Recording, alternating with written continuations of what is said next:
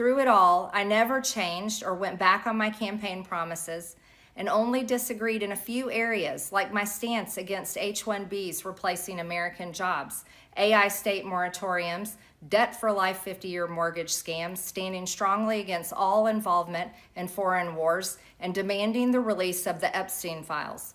Other than that, my voting record has been solidly with my party and the president. Loyalty should be a two-way street, and we should be able to vote our conscience and represent our district's interests because our job title is literally representative. My dear fellow Americans, I'm introducing a bill to completely eliminate the H-1B visa program, which has been riddled with fraud and abuse and has been displacing American workers for decades.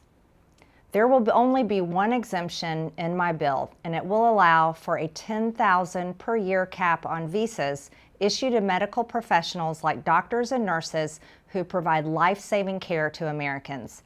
However, even this $10,000 per year cap will be phased out over 10 years to allow us time to build our own pipeline of American doctors and physicians. My bill will also restore the original intent of the visa, for it to be temporary. These visas were intended to fulfill a specialty occupational need at a given time. People should not be allowed to come and live here forever.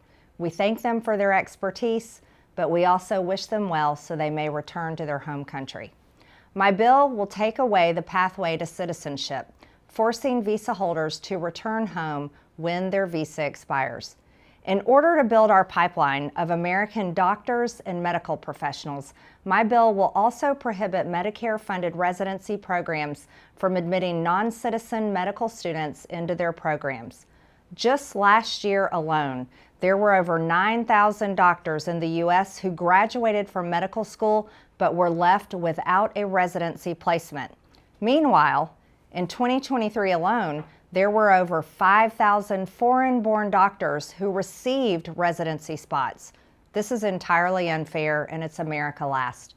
My bill will help mitigate the shortage of doctors and nurses in our country, the shortage that we face, while at the same time serve as an off-ramp from our reliance on foreign workers by allowing us time to fill our residency programs with American doctors.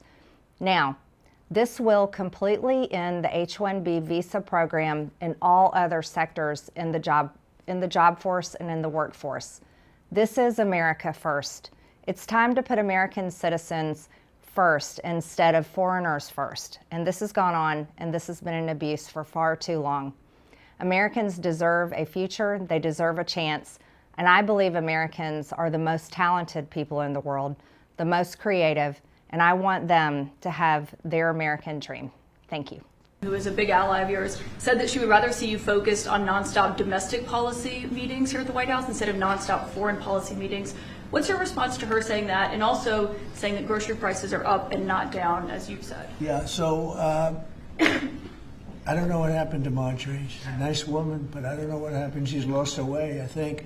But I have to view the presidency as a worldwide situation, not locally. I mean, we could have a world that's on fire where wars come to our shores very easily if you had a bad president. We had a horrible president, and we ended up with Russia, Ukraine, and we ended up with other disasters, too. Don't forget, I put out 8 wars, 9 to come. I think I'll get the other one taken care of. But I put out 8 wars.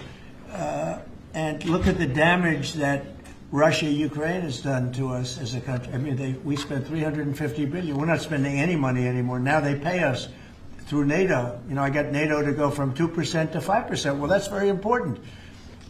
When you're president, you really sort of have to watch over the world because you're going to be dragged into it. Otherwise, you're going to be dragged into a world war.